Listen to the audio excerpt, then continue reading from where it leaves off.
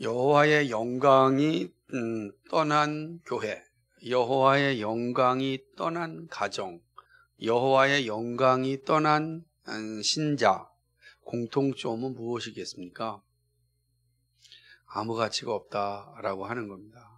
속빈강정이란 말처럼 울리는 꽹과리, 만 되는 것이지 겉모습은 화려해도 쓸모가 없는 것이 바로 여호와의 영광이 떠난 교회요, 여호와의 영광이 떠난 가정이요, 여호와의 영광이 떠난 신자의 모습이다.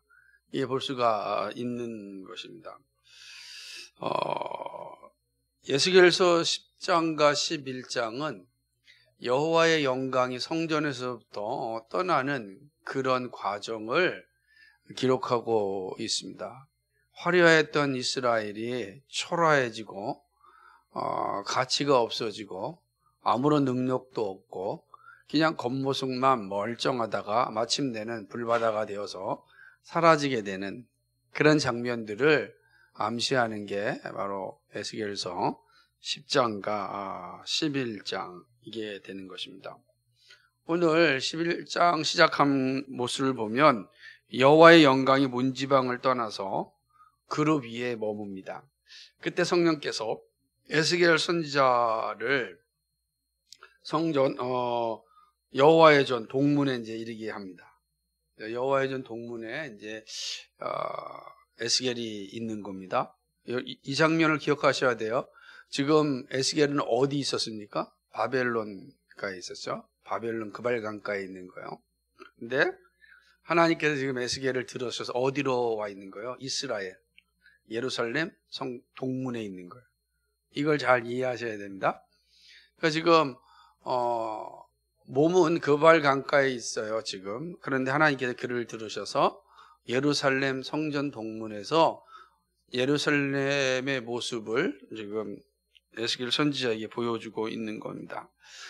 그곳에서 본 장면이 충격적인데 그 예루살렘 그 여호와의 전 동문에 25명의 사람들이 있는 걸 보게 됩니다. 그들은 누구냐면은 방백들입니다. 다시 말하면 이스라엘의 정치 지도자들 혹은 행정부 요원들 다 표현할 수 있는 겁니다. 25인 때문에 우리가 8장에서 봤던 그 25명의 장로를 생각할 수가 있는데 그러지 않고요. 왜냐하면 오늘 본문에 그들은 방백이라 이렇게 표현되고 있는 걸 볼 때 이들은 이제 15인의 장로보다는 정치 지도자나 또 방백이니까 관리인, 고위관리직들 이렇게 좀 생각할 수가 있을 겁니다. 그 가운데 이제 아수리의 아들 아하시냐와 분야의 아들 블야다를 봅니다. 이렇게 처음에 이 이름을 기록하여 준 내용은 장차 이들에게 일어날 일들이 있음을 이렇게 암시하는 그런 내용이죠.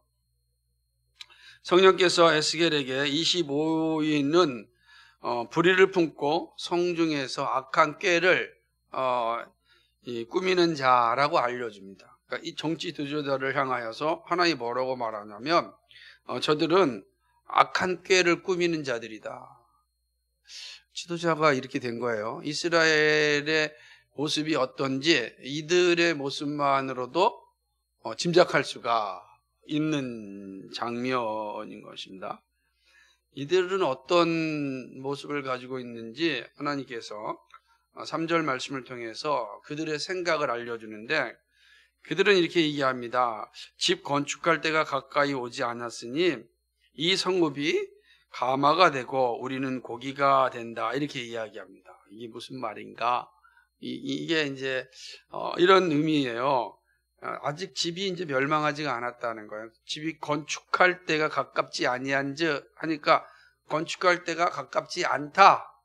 그러니까 지금 집이 잘 세워져 있다라고 하는 거예요. 아직 집이 잘 세워져 있다라고 이야기합니다. 그러면서 이야기하기를 이 성읍은 가마가 되고 우리는 고기가 된다. 이렇게 얘기하는 거예요. 이게 무슨 말이냐면 성읍이 가마 안에 있는 고기를 한번 생각해 보세요.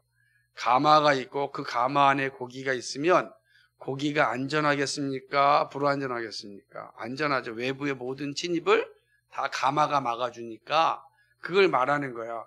성읍이 우리의 보호막이 되어서 우리가 안전이 있는 고기와 같다 이렇게 표현하는 겁니다. 뒤에 보면 이제 11절에 보면은 이 성읍은 너희 가마가 되지 아니하고 라고 하는 장면에서 이 의미가 무엇인지를 우리 알려주는 거예요. 그러니까 이들은 자신만만하는 겁니다. 아직 우리 예루살렘의 건축물이 여전히 있다. 아직 우리 싸울 만한 힘이 있다. 이 성읍, 이 견고한 예루살렘 성벽이 외부의 침입으로부터 우리를 지켜줄 거다. 또 더군다나 이때는 이집트에 대한 교류를 하고 있었기 때문에 이집트를 의지하고 있었거든요. 이 상태에. 그러니까 이제 자신만만한 거예요. 이게 지도자들이 하는 행위인 것입니다. 이스라엘 결코 망하지 않는다라고 하는 거예요. 그러니까 이러다 보니까 이들의 생각은 하나님의 말씀에 귀를 기울이지 않는 거죠. 지금 내 보이는 게 튼튼한데, 먹을 것도 있고, 그죠? 좋은 집도 있고, 좋은 직장도 있고, 이런데 뭐가 부족한 것이 없는데, 괜히 선지자가 이야기하고 하나님이 무섭게 하는 말에 벌벌 떨 필요가 있겠느냐? 외부의 세력들, 우리 얼마든지 이겨낼 수 있다. 이게 이제 이들이 가지고 있는 생각인 겁니다. 그러니까 하나님의 말씀은 듣지 않고 자신들이 가지고 있는 것들, 자신들이 가진 지식이라든지 또는 이집트와의 관계라든지 혹은 또 군사력이라든지 이런 걸 이제 의지하면서 하나님의 말씀을 의지하고 있지 않는 겁니다. 하나님은 이러한 자들을 향하여 에스겔에게 말씀을 줍니다. 이게 4절인데요. 에스겔이 행한 예언은 이 지도자들이 한 일이 예루살렘 성에서 많은 사람을 죽이고 시체를 거리를 채웠다. 이렇게 고발하는 겁니다. 너는 그들을 쳐서 예언하고 예언할지라 하면서 5절에 보니까 같이 한번 읽어볼까요? 여호와의 신이 내게 임하여 가라사대 너는 말하기를 여호와의 말씀에 이스라엘 족속아 너희가 이렇게 말하였도다. 너희 마음에서 일어나는 것을 내가 다 아노라. 그러면서 6절이 뭐죠? 너희가 이 성읍에서 많이 살육하여 그 시체로 거리에 채웠도다. 그러니까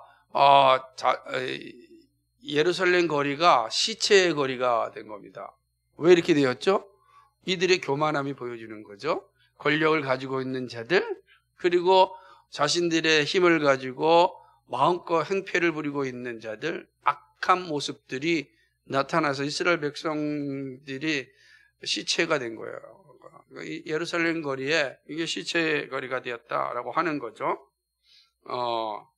그런데 이제 하나님께서 이 사람들이 뭐라고 얘기했냐면 예루살렘은 우리의 감하고 우리는 고기다 이렇게 표현하지 않았습니까?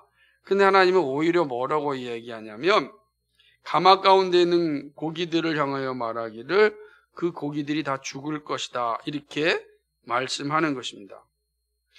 그러니까 성읍이 우리를 지켜줄 것이다. 그렇기 때문에 우리는 하나님이 없어도 얼마든지 살 수 있다. 자신만만하게 행동하는 거고 자신들의 권력을 마음껏 휘두르는 거죠. 마치 로마 시대의 네로 황제가 로마의 대회 화재가 일어날 때 그 화재가 일어나는데 그 성곽위에서 노래를 불렀다고 합니다. 그리고 자기의 상황이 위험해지자 어려워지자 이 로마 시내에 불을 지른 자들은 그리스도인이다. 그래가지고 기독교인들을 전부 다 잡아가지고 횃불로 삼았어요. 그리고 사자밥이 되게 했습니다. 얼마나 잔인하게 죽였는지 몰라요. 그리고 그렇게 잔인한 일들이 벌어질 때 또 네로니아라고 하는 축제를 엽니다. 그러니까 군중 축제를 네로가 이제 만든 이런 축제를 열고 그 축제할 때 자기의 또 임신한 아내를 귀찮게 한다고 해서 활로 쳐서 또 죽이기까지 합니다. 권력을 가진 자들의 행포가 얼마나 잔인한지 몰라요. 하나님이 없으니까 자기가 신이 되니까 자기 마음대로 하는 겁니다. 어머니도 죽이고 원래 본 부인도 죽이고 그 다음에 두 번째 부인도 죽이고 딱 그렇게 하는 겁니다. 나중에는 동성애하고 이런 아주 악한 모습들이 권력을 가진 자들의 모습 가운데 다 나타나는 거예요. 지금 여기 보게 되면 예루살렘이 우리의 성읍이다라고 말한 이들이 어떻게 됐습니까? 성읍에서 많이 살육하여 그 시체로 거리에 채웠다라고 하는 것입니다. 그런데 하나님께서 7절에 말하기를 이 성읍 중에서 너희가 살육한 시체는 그 고기라. 그죠? 이 말 참 재밌습니다. 고기가, 자, 앞에서는 고기를 누구라 그랬어요? 자기들이라 그랬잖아요. 그죠? 근데 하나님이 뭐라 그래요? 그 고기가 바로 너희다. 이렇게 표현하는 거예요. 시체가 그 고기다. 그 무슨 말입니까? 장차 바벨론이나 혹은 바벨론이겠죠. 여기는 바벨론에 의하여서 집합해질 때 예루살렘 성 안에서 안전하다고 말하였던 이 정치 지도자들, 하나님 없이 교만하게 살았던 이 지도자들이 어떻게 된다는 거예요? 다 죽임을 당한다. 그러니까 지금 보여주는 시신이 자기를 얘기하는 거예요. 하나님께 말씀하시는 겁니다. 그렇죠? 그러면서 이 성읍은 그 가마려니와 너희는 그 가운데서 끌려 나올 것이다. 가마 같지만 가마는 뭐예요? 안전하잖아요. 그러니까 자신만만하겠는데 하나님이 뭐라고 하냐면 거기서 끌려 나올 것이다. 가마에서 끌려 나오는. 그럼 생각해 보세요. 가마에서 끌려 나오면 어떻게 되는 겁니까? 아무도 보호해 줄 사람이 없잖아요. 가마가 보호막인데 성전에서 끌려 나왔어요. 성벽도 없어요.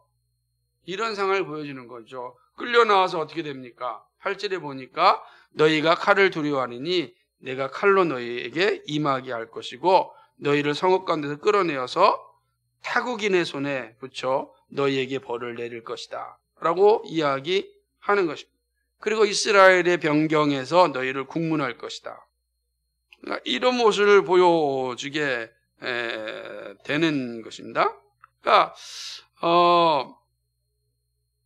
이들은 결국은 자신들이 안전하다고 생각하였던 예루살렘에서 끄집어내어 끄집을 당할 것이고 포로가 되어서 결국은 타국계 바벨론의 지배를 받게 될 것이다 라는 사실을 이야기하는 것입니다. 그러니까 이런 상황이 일어나게 될 때 비로소 이 심판을 행하시는 분이 하나님이심을 알게 될 것이다. 이 장면을 잘 생각해 보세요. 심판하시기 전에 하나님임을 알았다고 한다면 심판에 이르지 않을 거 아니에요. 근데 심판을 받아야만 하나님임을 알게 되는 이 비참한 상황이 지금 이 무지하고 아주 악한 지도자들, 종교 지도자들 혹은 정치 지도자들이 있는 그러한 나라의 모습을 제대로 보여주는 것입니다. 이들이 하나님이 이제 이렇게 내가 벌을 내린 이유를 아주 구체적으로 말씀하는데요. 그게 12절 말씀입니다. 같이 한번 읽어볼까요? 너희가 나를 여호와인 줄 알리라. 너희가 내 율례를 행치 아니하며 규례를 지키지 아니하고 너희 사면에 있는 이방인의 규례로 행하였느니라 하셨다 하라. 아멘. 확실하게 말씀드리는 거 아니겠습니까? 하나님의 법을 떠나서 이방인의 법을 따랐기 때문입니다. 하나님의 말씀이 중심이 아니라 세상의 사상이 중심이 되었다는 겁니다. 이게 이방인에게 하는 얘기가 아니에요. 하나님의 백성이라고 하는 이스라엘 백성을 향하여서 이야기하는 겁니다. 하나 이방 민족에게 이런 말 할 필요가 없죠. 그 자기들대로 살다 죽을 거니까. 그런데 하나님의 백성들이 이러고 있는 거예요. 그러니까 하나님의 백성에 가야 할 길을 가지 아니하고 이방인들이 가는 길을 지금 따라가고 있다. 이렇게 말씀하는 것이죠. 그러니까 삶의 중심이 말씀이 아니라 세상의 이방인의 규례, 다시 말해 세상의 사상이 이스라엘 백성들, 정치 지도자들, 종교 지도자들을 지배하는 거예요. 종교 지도자들은 우상 숭배하였고 정치 지도자들은 교만에 떨어선 거죠. 하나님 없이도 얼마든지 우리는 이집트도 있고 우리의 권력이 있다. 이런 생각을 하는 거죠. 내용은 다르지만 둘 다 가증한 일이죠. 하나님을 섬기는 일이 아니기 때문에 그런 겁니다. 근데 이 말씀을 할 때 분야의 아들 불리하다가 죽습니다. 앞에 얘기했던 하나님께서 그걸 죽이시는 거예요. 그러니까 이 에스겔이 깜짝 놀란 겁니다. 앞에서 25인의 지도자 중 한 사람이 죽는 걸 보면서 에스겔이 하나님께 큰 소리로 기도하는 겁니다. 하나님, 이스라엘의 남은 자를 전부 다 죽이시려는 겁니까? 다 죽이시려는 겁니까? 이렇게 이제 이야기하는 것입니다. 그러자 하나님은 에스겔에게 다시금 말씀하는데 14절 볼까요? 같이 읽어볼까요? 여호와의 말씀이 내게 임하여 가라사대. 하나의 말씀이 이제 에스겔에게 임한 겁니다. 15절 읽겠습니다. 시작. 인자야, 예루살렘 거민이 너희 형제 곧 너희 형제와 친속과 이스라엘 온 족속을 향하여 이르기를 너희는 여호와에게서 멀리 떠나라. 이 땅은 우리에게 주어 기업이 되게 하신 것이라 하였나니. 이렇게 얘기하는 겁니다.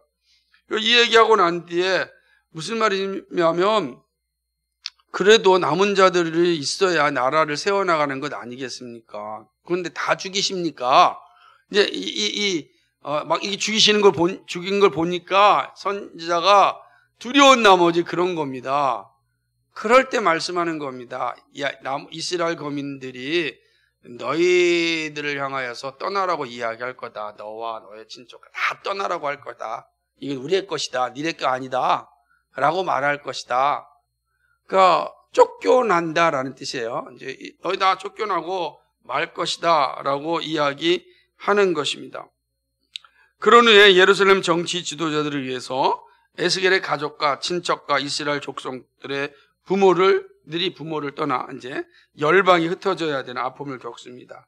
16절에 보니까 뭐라고 했죠? 같이 읽어볼까요? 시작. 그런즉 너는 말하기를 주의 말씀에 내가 비록 그들을 멀리 이방인 가운데로 쫓고 열방에 흩었으나, 그죠?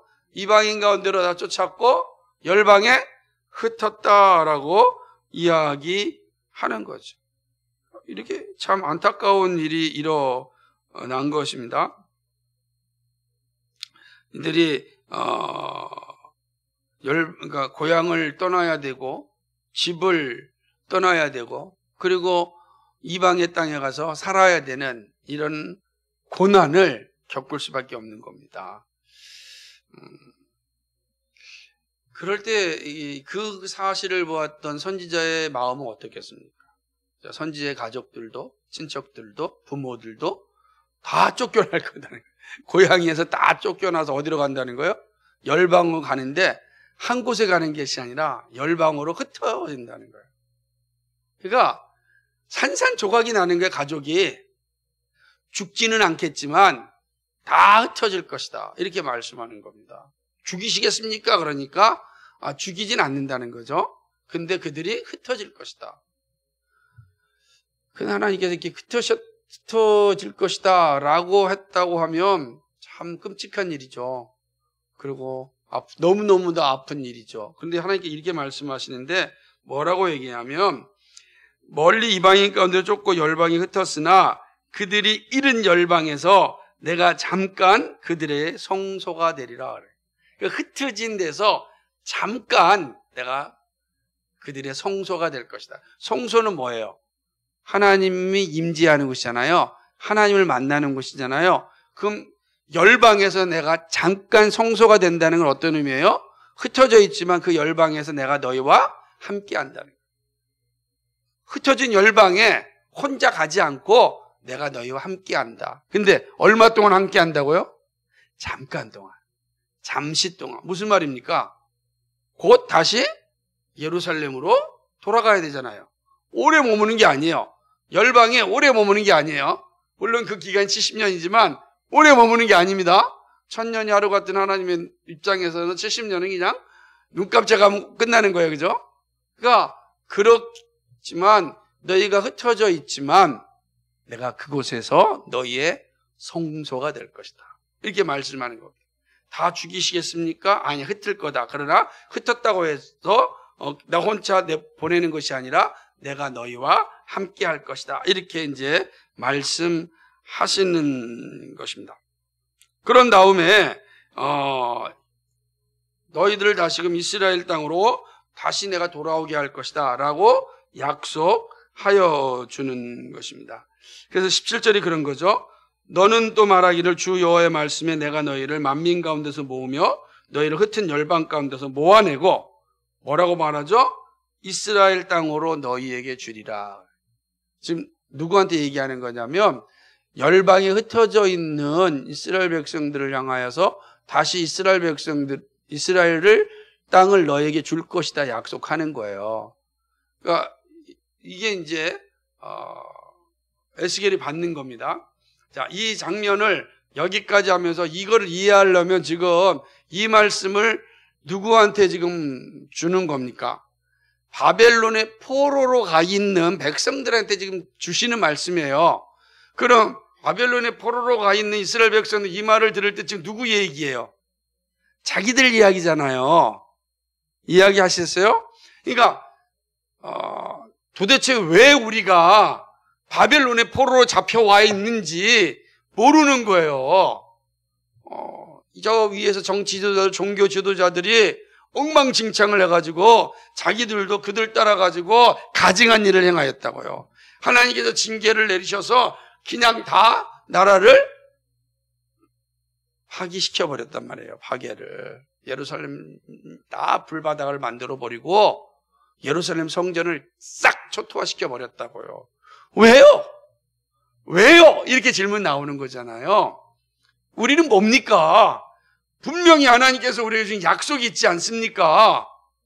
그 약속은 어디 갔습니까? 이렇게 항변할 수 있잖아요. 그거에 대한 답변이 지금 하나님께서 에스겔 선지자에게 보여준 환상을 통해서 지금 알려주는 겁니다.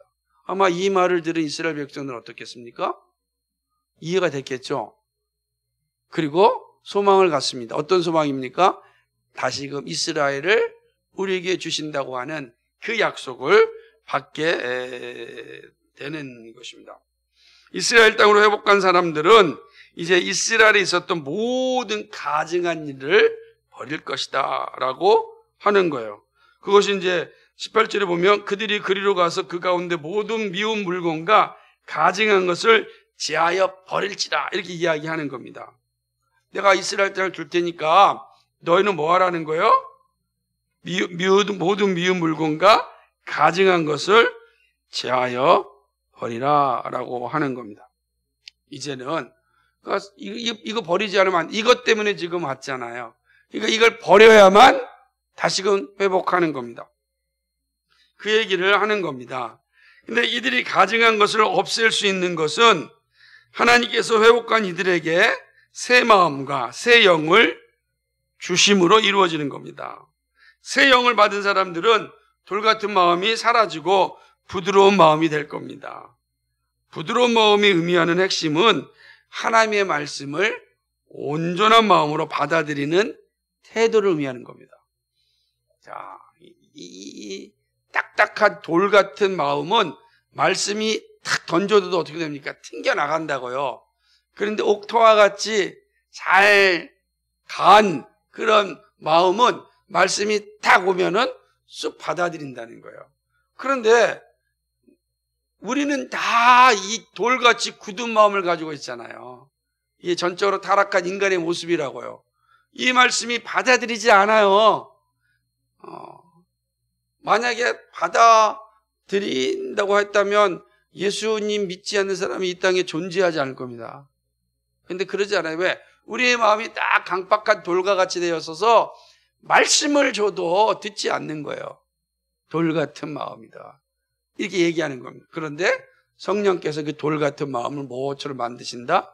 옥토와 같이 만들 것이다. 부드러운 마음을 만들 것이다. 그래서 말씀을 전할 때 그들이 그 말씀을 쑥쑥 받아들일 것이다 라고 이야기하는 것입니다. 그러면 내 20절에 있는 것처럼 내 율례를 좇고 내 규례를 지켜 행할 것이다. 이제 말씀이 쏙 들어오니까 말씀대로 살겠죠. 그럼 말씀대로 사는 자는 어떤 사람이 됩니까? 그게 바로 언약 백성이 되는 거예요. 20절 한번 읽어볼까요? 시작. 내 율례를 좇으며 내 규례를 지켜 행하게 하리니 그들은 내 백성이 되고 나는 그들의 하나님이 되리라. 이게 언약 공식이잖아요. 하나님의 언약 공식이 어떻게 이루어집니까? 말씀을 받은 자를 통해서. 어떻게 말씀을 받습니까? 부드러운 마음이 되어서. 어떻게 부드러운 마음이 됩니까? 성령께서 부드러운 마음을 만들어 주시는 것이다 라고 이야기하는 것입니다. 그러나 문제는 뭐죠? 그러나 21절에 보니까 미운 것과 가증한 것을 마음으로 쫓는 자는 어떻게 됩니까? 그대로 심판의 자리에 이른다. 그러니까 하나님께서 구원하시는 은혜도 있지만 여전히 그 말씀을 받지 않고 따르지 않고 가증한 것, 우상숭배죠. 우상숭배하는 자는 어떻게 된다? 우상숭배에 합당한 벌을 받을 것이다. 하나님께서 심판하실 것이다 라고 이야기합니다. 그런 후에 22절부터 보게 되면 다시금 하나님께서 에스겔 선지자를 들으셔서 어디로 데리고 옵니까? 다시 주의 신이 들어서 어디로 합니까? 갈대아에 있는 사로잡힌 자 중 다시금 바벨론으로 데려갑니다. 그리고 바벨론에 데려가서 바벨론의 포로로 잡혀와 있는 이스라엘 백성들에게 이 받은 말씀을 다 전합니다. 이게 11장의 내용이에요. 이해가 되시죠? 그러니까 그런데 이 장면을 보게 되면 어떤 장면이 되냐면 23절이에요. 같이 읽어볼까요? 시작. 여호와의 영광이 성읍 중에서부터 올라가서 성읍 동평산에 머뭅니다. 이 장면이 뭐예요? 자, 지금 하나님께서 성읍 동문에서 에스겔 선지자에게 장차 일어날 이스라엘의 모습을 보여주셨어요. 그리고 23절에서는 이제 성읍에서 나와서 동편 산에 머뭅니다. 감난산에 가버리는 거예요. 그러니까 이스라엘 성을 나오신 거예요. 여호와의 영광이 더 이상 예루살렘 성에 없어요. 겉모습은 예루살렘 성이에요. 왕이 있어요. 사람들이 살고 있어요. 아직 집이 무너지지 않았어요. 먹을 것이 여전히 풍부해요. 그런데 에스겔 선지자의 눈에 무엇이 보이냐면 여호와의 영광이 예루살렘에서 나와. 그래서 맞은편 산에 머무는 겁니다. 그러니까 아무리 화려한 예루살렘이지만 거기는 생명이 없는 겁니다. 이미 죽은 거죠. 이제 완전히 파탄되고 폐허가 되고 황무지가 될 시간만 남은 거예요. 이미 죽었다고요. 우리가 죽으면 바로 우리의 시신이 흙으로 돌아가지 않지 않습니까? 시간이 걸리잖아요. 그러나 흙으로 가지 않았다고 해서 산 건 아니잖아요. 죽은 거잖아요. 여호와의 영광이 떠난 예루살렘이 그런 거예요. 죽은 그 시체에 똑같은 겁니다. 앞으로 뭐로 이 티끌이 될 시간만 남아있는 거예요. 아무 가치가 없다. 이스라엘은 외모가 아무리 화려한다 할지라도 아무 가치가 없는 예루살렘 성이 됐다. 그거를 보여주는 것입니다. 하나님의 영광이 없는 빈 껍데기입니다. 이 이상을, 이 놀라운 사실을 이제 바벨론의 포로로 잡혀가 있는 그런 이스라엘 백성들에게 사회사에게 전해주는 것입니다. 이거 11장의 내용입니다. 이스라엘의 멸망을 무엇보다도 잘 보여주고 있습니다. 하나님을 떠나 자신만만하면서 하나님의 규례를 가볍게 여기고 세상의 방법으로 살아가려는 모습이 얼마나 허망한가를 보여줍니다. 죄에 대한 하나님의 심판은 철저하게 이루어집니다. 그러나 언약 백성을 향한 하나님의 구원은 파기되지 않습니다. 하나님은 이스라엘을 잠깐 열방 가운데 흩어져 살아야 하는 고난을 겪게 하지만 다시금 돌아오게 합니다.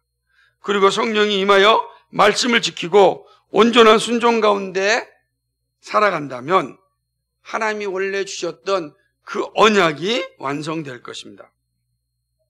에스겔에게 보여준 하나님의 영광이 떠나고 이스라엘 백성이 이방의 나라의 포로가 된 이유를 차례대로 말씀합니다. 이렇게 말씀하신 이유는 다시금 회복의 날이 올 것인데 회복된 나라를 어떻게 이끌어 가야 하는지를 보여주시는 말씀입니다. 회복된 나라를 소망하고 회복된 나라에 살기 위하여 포로된 백성들이 어떠한 믿음의 자세를 가지고 있어야 하는지를 말씀하는 것입니다. 동시에 이 말씀은 장차 이루어질 새하늘과 새 땅의 백성으로 살아갈 우리들에게도 공통된 말씀으로 주시는 것입니다.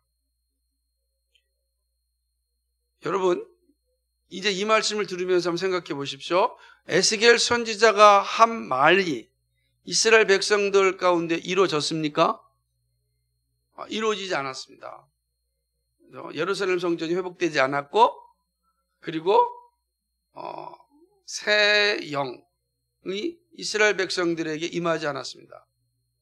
그죠? 새 영이 언제 임하죠? 예수 그리스도 오심으로 임하는 겁니다. 예수 그리스도가 오셔서 원 보혜사이신 예수님이 오셨고, 보혜사이신 예수님께서 또 다른 보혜사인 성령을 우리에게 보내심으로 우리에게 이 약속이 완전히 성취되어서 이제 우리는 언약 백성으로서의 삶을 살아가게 되는 것입니다. 그런 측면에서 본문이 말씀하시는 교훈이 아주 분명한 거죠. 그래서 우리는 이 본문이 우리에게 말씀하고자 하는 이 내용을 이제 이해했으니까, 그렇다면 이 말씀이 오늘을 살아가는 우리에게는 어떤 교훈을 주는지 생각해 보고자 합니다. 첫째, 이런 거죠. 교만한 지도자가 얼마나 위험한지를 잘 보여줍니다. 25명의 방백들은 하나님 없이도 얼마든지 잘 살 수 있다고 생각합니다. 자신들의 뿌리가 어디에 있는지를 망각하는 자들입니다. 하나님의 인도하심이 있었기에 이스라엘이 존재하였습니다. 그런데 그 뿌리를 우습게 여기고 견고하게 보이는 성읍과 군사들을 의지하였습니다. 그리고 이집트를 의지하였습니다. 결국 이들로 인하여 백성들은 끔찍한 결과를 맞이하게 됩니다. 자신들도 끔찍한 자리에 이르게 되었지만 백성들도 끔찍한 자리에 이르게 되고 거룩한 성 예루살렘이 완전히 파괴되는 그런 처참한 결과를 맞이하게 되는 것입니다. 찬송과 기쁨이 흘러나와야 할 예루살렘이 시체로 인한 통곡으로 가득 찹니다. 하나님을 우습게 여기는 지도자들이 만들어 놓은 결과입니다. 국가나 가정이나 직장이나 어디든 교만한 지도자는 모두를 패망으로 이끌어갑니다. 가증한 일을 행하는 자들은 백성을 통곡하게 만듭니다. 이 사실을 이렇게 보여주는 거죠. 두 번째는 성경이라는 기준이 사라지면 남는 것은 시대의 정신입니다. 이제 유행 따라 살아가는 겁니다. 시대의 정신은 항상 유행 따라, 유행이에요, 유행. 매번 바뀌는 유행입니다. 여러분 잘 보세요. 그 대표적인 내용들이 뭐냐면 X세대, Y세대, Z세대, MZ세대 유행을 얘기하는 거예요. 시대가 바뀌면서 시대의 사상이 바뀌면서 살아가는 겁니다. 그런데 성경은 어제나 오늘이나 영원토록 동일한 기준이죠. 기준이 사라지면 시대의 사상에 따라 우리가 살아가는 거예요. 지금의 X세대다 그러면 그걸 막 쫓아가는 겁니다. 그런 모습들이 오늘 본문이 우리에게 잘 보여주고 있습니다. 여러분, 성경은 그리스도인의 기준점이고 나침판입니다. 교회가 망가지고 타락하고 범죄할 때 나타나는 공통점은 성경을 기준으로 삼지 않고 세상의 가치를 기준으로 삼을 때입니다. 이스라엘 백성들이 망할 때의 특징이 뭡니까? 하나님의 규례를, 하나님의 말씀을 순종하지 않았어요. 그들이 다 버려버렸습니다. 너희가 내 율례를 행치 아니하였다, 따르지 아니하였다 이렇게 말씀하잖아요. 그럼 이 사람들이 하나님의 율례, 하나님의 율법, 하나님의 말씀을 따르지 아니하면 뭘 따랐겠습니까? 그 시대의 사상을 따라가는 거예요. 그 시대의 즐거움을 따라가는 것이죠. 그러니까 이들이 그 시대의 중심이 어디 있었냐면 이집트였단 말이에요. 그러니까 이집트에 쫓아가는 거예요. 군사력을 의지하는 것이 아니라 하나님을 의지해야 되는데 그들은 뭘 의지했습니까? 말과 병거를 의지한 거예요. 말과 병거를 의지해서 따라갔지 하나님의 말씀을 따라가지 않은 겁니다. 세상의 가치는 언제나 육신적인 욕망입니다. 모든 것이 이 욕망을 채우는 일이 우선합니다. 그러니까 이것과 싸우는 일은 참으로 고단하고 힘든 일입니다. 성령의 인도하심이 없이는 누구도 이길 수 없습니다. 근데 성령은요, 항상 말씀을 통하여 일하십니다. 말씀이 가까이 있을 때 말씀을 지킬 수 있는 능력을 달라고 기도해야 합니다. 이 말씀 무슨 말인지 아시겠습니까? 오늘 우리에게는 말씀이 가까이 있잖아요. 성경 말씀도 있습니다. 우리가 주일날, 주중에 말씀을 듣기도 합니다. 이 모든 말씀이 가까이 왔잖아요. 이 가까이 올 때 하나님 그 말씀을 지킬 수 있도록 힘을 주십시오 라고 성령님께 간구해야 됩니다. 그러지 않으면 우리가 말씀을 나의 삶의 기준으로 삼을 수 없고 말씀이 나의 삶의 기준이 되지 않으면 이 세상의 사상에 사로잡혀서 살아가게 될 것입니다. 그럼 주님이 주시는 영광을 결코 누릴 수 없습니다. 세상의 가치가 아니라 성경의 말씀이 내 삶의 기준이 되게 해달라고 간구해야 합니다. 이것이 오늘 이스라엘의 이 처참한 마지막의 모습이 우리에게 보여주는 거고 하나님께서 에스겔 선지자를 통하여서 그 사실을 보여준 겁니다.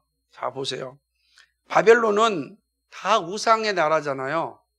우상의 나라에서 이스라엘 백성들이 신앙을 지키려면 어떻게 해야 되겠습니까? 길이 하나밖에 없어요. 성경의 기준을 끝까지 갖고 있어야 돼요. 그 기준을 놓치게 되면 바벨론의 화려한 사상과 그 화려한 문화에 다 넘어갑니다. 페르시아의 문화가 얼마나 화려한지 몰라요. 지금도 이란에 가면 고대 페르시아의 문화 같은 걸 보게 되면 얼마나 화려한지 모릅니다. 특별히 유리공예 같은 것들, 그 문화 자체가 화려한 문화예요. 그 화려한 문화에 지금도 가서 입이 확 벌려지고 와 멋있다 그러는데 정신 바짝 차리지 않으면 다 넘어가고 마는 겁니다. 그러니까 오늘 말씀이 가르쳐주는 거예요. 너의 삶의 기준이 뭐냐? 말씀이라는 겁니다. 오늘 우리의 삶의 기준이 어디 있습니까? 말씀입니다. 이 말씀이 떠나가면 세상의 사상이 나를 지배합니다. 그 사실을 가르쳐주고 있습니다. 세 번째는요, 그리스도인에게는 잠깐의 고난이 있다라는 사실을 말씀합니다. 왜요? 성경이란 기준을 가지고 살아갈 때 세상이 우리를 싫어합니다. 너는 말만 하면 꼭 성경 얘기하냐 이렇게 이야기합니다. 그럴 수밖에 없지 않습니까? 그들은 매일 흘러가는 사상에 따라 살아가는데 우리는 절대적 기준을 살아가니 상대적 기준을 가지고 있는 사람들이 절대적 기준을 가지고 있는 우리를 보면 불편해하는 겁니다. 불편을 넘어서 핍박하는 거죠.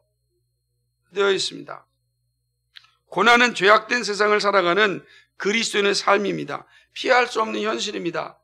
죄와 싸우기 때문에 정말 많은 고난이 있습니다.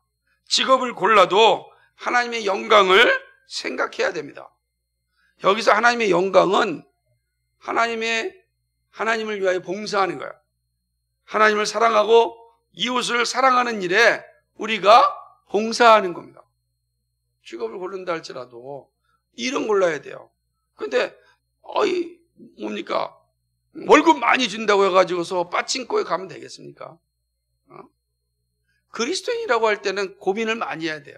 그런 것이 정말 장차 이웃 사랑하는데 필요한가 고민을 해야 될 필요가 있다는 거죠. 고민이 필요한 겁니다. 쉬운 게 아니죠. 그래서 정말로 직업윤리가 무엇인가, 이것이 정말로 내 직업을 통하여서 하나님을 영화롭게 하고 또 하나님의 사랑이 나를 통해서 흘러가고 있는가, 그 일을 하는 게 우리가 직업을 선택하는 되게 중요한 겁니다. 그리고 그런 직업은 가장 복된 직업입니다. 근데 그거 하지 않으려고 하니까 힘들죠. 어려운 것이 사실입니다. 믿음의 삶에는 여러 가지 고난이 옵니다. 복음은 고난과 함께 존재하지 고난 없이 복음은 존재하지 않습니다. 그 이유는 세상이 예수님을 싫어하기 때문입니다. 이스라엘 백성들은 거룩한 자녀로 회복되기 위하여 열방으로 흩어지는 고난을 겪습니다. 그들이 다 흩어져서 고난의 시간을 갖게 됩니다. 그리고 그 고난의 시간을 통하여서 하나님이 함께하는 그 은혜를 다시금 알게 됩니다. 이게 중요한 거죠. 저는 이 말씀, 잠시 너희에게 성소가 되겠다. 저는 이 말씀이 얼마나 은혜스러운지 하나님이 나를 버려두지 않냐고 항상 함께한다라는 것 아니겠습니까? 삶의 현장에서 하나님은 성소가 됩니다. 여러분, 하나님은 여러분이 가 있는 곳에 성소로서 함께 하신다는 거예요. 언제나 어디서나 주님은 우리와 함께 하십니다. 그것이 바로 성령의 임재입니다. 고난의 현장에서 우리를 아시는 것은 성령이 그 고난과 함께 하시기 때문입니다. 우리에게 잠깐의 고난이 있습니다. 그리고 고난이 있는 곳에 성령도 함께 계십니다. 그곳이 성소이기 때문입니다. 그리고 여러분이 있는 곳이 거룩한 곳입니다. 여러분이 있는 곳이. 이 사실을 안다면 내가 있는 곳이 성소다, 거룩한 곳이요, 다시 말하면 하나님이 나와 함께한 장소입니다. 여기서 제가 함께한다라고 하는 의미를 표현할 때 곁에 있다 이렇게 말씀드리지 않았습니까? 하나님 내 곁에 있는 겁니다. 이 사실 꼭 기억하시기 바랍니다. 마지막 네 번째는 그리스도인은 새 영을 소유한 사람입니다. 에스겔에게 보여주는 환상은 선명합니다. 회복된 이스라엘에 돌아가서 살 사람은 새 영을 받은 사람입니다. 그죠? 이스라엘에 돌아올 사람은 누구죠? 새 영을 받은 사람이에요. 새 영으로 하나가 된 사람입니다. 새 영을 소유한 사람은 가증한 것을 청산한 사람입니다. 더 이상 우상 숭배에 얽매여 살지 않습니다. 가증한 것이 무엇인지 아는 분별이 있습니다. 돌 같은 마음이, 굳은 마음이 부드러워집니다. 그렇죠? 말씀을 받아들이기에 옥토와 같은 마음으로 변합니다. 이 말씀드렸듯이 말씀을 받아들이지 않는 이 딱딱한 돌 같은 마음은 전적으로 부패한 인간의 모습을 잘 보여주는 것입니다. 여러분, 우리가 이 요한복음 말씀 묵상을 하면서 죽은 나사로가 다시 살아나는 놀라운 표적을 보았음에도 불구하고 사람들이 예수를 믿지 않지 않습니까? 왜 믿지 않죠? 자신들이 가진 권력, 자신들의 기득권, 그것도 중요시 여기니까 생각하는 거예요. 말씀을요 쉽게 받는다고 생각하는 건 정말 착각입니다. 그러지 않습니다. 부패한 본성은 자신이 보고 싶은 것만 보고 듣고 싶은 것만 듣습니다. 믿고 싶은 것만 믿습니다. 참 부패한 자들의 모습이에요. 하나님의 말씀을 진리 그대로 받아들이지 않고 듣고 싶은 것만 들어요. 보고 싶은 것만 봐요. 믿고 싶은 것만 믿어요. 그래서 나사로의 이 죽음에서 다시 살아난 모습을 이야기해도 자기가 보지 않았으니까 안 믿는 거예요. 바리새인들은 아직 하나님께서 지금 우리 가운데 오셨다라고 하는 놀라운 선물이 왔음에도 불구하고 다 거부하지 않습니까? 왜 그렇습니까? 부패한 본성을 가졌기 때문에, 돌같이 딱딱한 심령을 가지고 있기 때문에 진리가 떨어져도 다 튕겨나가는 겁니다. 탕탕 튕겨나가는 거죠. 그 구원이 그들에게 임하지 않는 것입니다. 그런데 어떤 사람은 그 말씀을 받아들입니다. 아멘으로 받아들입니다. 어떻게 가능한 겁니까? 부드러운 마음이 되었기 때문에 그렇습니다. 어떻게 부드럽게 됩니까? 성령께서 우리의 마음을 부드럽게 하여 주었기 때문에 말씀을 받을 수 있게 된 겁니다. 아멘이라는 고백이 흘러나오는 겁니다. 성령께서 마음을 부드럽게 해줄 때 믿음을 가지게 됩니다. 성령은 오직 예수 그리스도를 믿는 자에게 임하십니다. 전적으로 하나님의 선물입니다. 그런 의미에서 그리스도인은 예수님께 성령을 선물로 받은 사람들이에요. 그렇게 된 겁니다. 예수님으로 말미암아 우리가 성령을 선물로 받았어요. 성령은 돌같이 굳은 내 마음을 부드럽게 해주셔서 예수님을 믿게 하고 말씀을 순종하게 하십니다. 그리고 주님은 이렇게 순종하는 자를 자녀로 삼으십니다. 고린도전서 12장 3절에는 이런 말씀이 있습니다. 성령으로 아니하고는 누구든지 예수를 주시라 할 수 없느니라. 그렇습니다. 성령이 임하지 않고는 우리의 굳은 마음으로는 결코 예수님을 주라 고백할 수가 없어요. 성령이 오셔서 우리의 굳은 마음을 부드럽게 만들어 주십니다. 부드럽게 만들어 줄 때 비로소 우리가 입을 열어 주님이라고 고백하는 겁니다. 주는 그리스도시요 살아계신 하나님의 아들이십니다 라는 고백이 나오는 겁니다. 에스겔은 이 소망을 알려주었습니다. 성령이 임하는 그 소망을 바라보게 하였습니다. 그리고 예수님이 보내신 성령을 통하여 그 예언과 언약이 성취되었습니다. 성령은 예수님의 약속이었으며 오순절에 오신 보혜사 성령이십니다. 그리고 믿는 자 안에 오셔서 영원히 임재하십니다. 우리가 예수를 믿으면 우리 안에 오신 성령님은 영원히 우리와 함께 하십니다. 오늘도 우리가 성령을 의지하여 기도할 수 있음이 임재하시는 성령님 때문입니다. 그러나 성령이 임하지 않는 자는 하나님의 영광이 머물지 않는 것과 같습니다. 하나님의 영광이 머물지 않는 것은 믿음 없음을 의미합니다. 믿지 않는 자에게는 영생이 없습니다. 오늘도 우리가 예수님을 주님이라고 고백할 수 있는 건 우리 안에 성령이 임하셨기 때문입니다. 그러므로 그리스도인은 어떤 사람입니까? 새 영을 소유한 사람입니다. 다시 성령을 소유한 사람이다. 이게 놀라운 은혜예요. 하나님 나라는 성령을 소유한 사람만 들어갑니다. 성령을 마치 요즘 식당 들어갈 때 이 백신 패스만 있어야 들어가지 않겠어요? 못 들어가요. 예를 들자면 그런 거예요. 하나님 나라에 들어가는 백신 패스가 성령님이에요.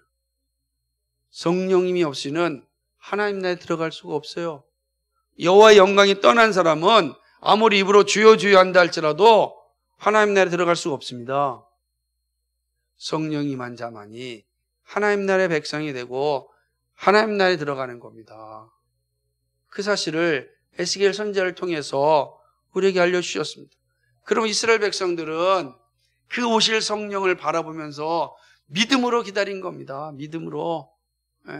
회복된 이스라엘 백성들이 간절히 기다렸던 것은 바로 오실 성령님이에요. 성령님이 오셔야 말씀을 믿음으로 받고 그 말씀을 삶의 현장에서 살아낼 수 있기 때문에 이스라엘 백성들은 오실 성령 기다린 겁니다. 근데 우리는 오신 성령을 부여받았잖아요. 예수님이 우리에게 오셨잖아요.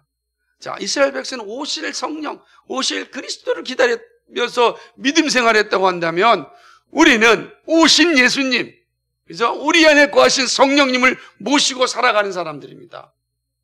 다시 오실 예수님을 기다리면서 우리는 살아가는 거예요. 그러니까 우리의 위치가 얼마나 복된지 몰라요. 오실 성령을 소망하면서 그들이 믿음을 지킨 선배들보다 오신 주님과 내 안에 거하신 성령님과 함께 다시 오실 주님을 바라보고 새하늘과 새 땅을 향해 살아가는 우리들이 더 복된 자들이다. 적어도 우리는 구약 백성들보다는 더 복된 자들입니다. 그걸 경종을 따질 수 없지만 그러나 우리는 실체를 가지고 있잖아요. 실체를. 그들은 약속만 받았지만 우리는 실체를 바라보고 믿음 생활하고 있지 않습니까? 그들은 예수님이 누군지 모르지만 그러면서도 신앙생활 했지만 우리는 예수님을 알고 신앙생활하고 있지 않습니까? 그러니까 우리가 얼마나 복된 존재인지 모르는 것입니다. 그리스도에는 새 영을 소유한 사람입니다. 성경이 삶의 기준이고 나침판입니다. 말씀을 중심으로 삼고 사랑합니다. 가증한 것이 무엇인지 욕망이 무엇인지 분별할 수 있는 능력자입니다. 이 모든 것이 성령이 우리에게 주신 선물입니다. 성령이 오셔서 가증한 것을 알게 되었고 성령이 오셔서 분별할 수 있는 능력을 갖게 되었고 성령이 오셔서 성경이 우리의 삶의 기준임을 확신하게 되었습니다. 그러니까 정말 성령이 오신 자들은 말씀을 떠나 살려고 하지 않고 말씀 안에 매여 살려고 몸부림치는 것입니다. 성령을 소유한 우리는 이제 주님 나라 완성되는 그날을 바라보면서 이 땅에 하나님 나라를 완성해 가야 합니다. 그 일은 교회를 세우는 것으로 항상 시작합니다. 가정이 교회가 됨으로 시작합니다. 이 중요한 핵심입니다. 교회된 가정이 모여 그리스도의 몸된 교회를 완성해야 합니다. 그리고 교회의 거룩한 빛이 세상을 비추어야 합니다. 세상이 교회를 바라볼 수 있게 해야 합니다. 이것이 새 영을 소유한 존재로서 이 땅을 살아가는 이유입니다. 잘 보세요. 하나님 입장에서 볼 때 하나님의 자녀들 빨리 다 하나님 나라 데려와서 영원히 하나님과 함께 기쁘고 즐겁게 살게 하는 거, 그거 더 좋지 않습니까? 여러분 자녀들이 어렵고 힘든 길을 걸어가는 게 좋겠어요? 아니면 신나게 싱싱싱 잘 되는 거 원하겠어요? 그 잘 되기 위해서 막 투자하잖아요. 우리의 아버지 하나님도 동일하지 않겠어요? 우리를 향해서 다 그렇게 하고 싶죠. 근데 그렇게 하지 않잖아요. 왜 그렇습니까? 아버지께서 하시고자 하는 일이 있기 때문이잖아요. 그 일을 완성하는 일에 우리를 사용하시고자 하는 건 아니겠습니까? 그 일을 다 마치면 그때 가장 화려한 잔치에, 가장 화려한 축제의 자리에 우리와 함께 하려고 우리에게 지금 이 길을 가라고 말씀하지 않습니까? 바로 하나님 나라를 완성하는 일 아닙니까? 교회를 건강하게 세우는 일입니다. 그 일을 잘 하라고 우리를 남겨주신 겁니다. 그러니까 이 사실을, 성령을 소유한 사람은 그 사실을 항상 기억하고 그 사실과 함께 살아갑니다. 그 믿음의 길이다라고 하는 겁니다. 사랑하는 여러분, 그 사명을 우리 함께 감당할 수 있기를 주님의 이름으로 축복합니다. 거룩하시고 자비하신 아버지 하나님, 고맙고 감사합니다. 에스겔을 통하여 보여준 이 놀라운 비전을 우리에게도 보여주셔서 감사합니다. 주님 오시는 그날까지 성령을 모신 자답게, 성령의 임재함을 누린 자답게 하나님 나라를 완성하여 그 언약을 성취하는, 그 언약을 완성하는 우리 모두가 되게 하여 주옵소서. 마침내 우리 하나님께서 예비하신 그 멋지고 화려한 잔치자리에 우리 모두 다 참여할 수 있도록 하나님 이 땅에서의 남은 우리의 삶 잘 감당할 수 있도록 도와주옵소서. 감사드리며 예수 그리스도의 받들어 기도하옵나이다. 아멘.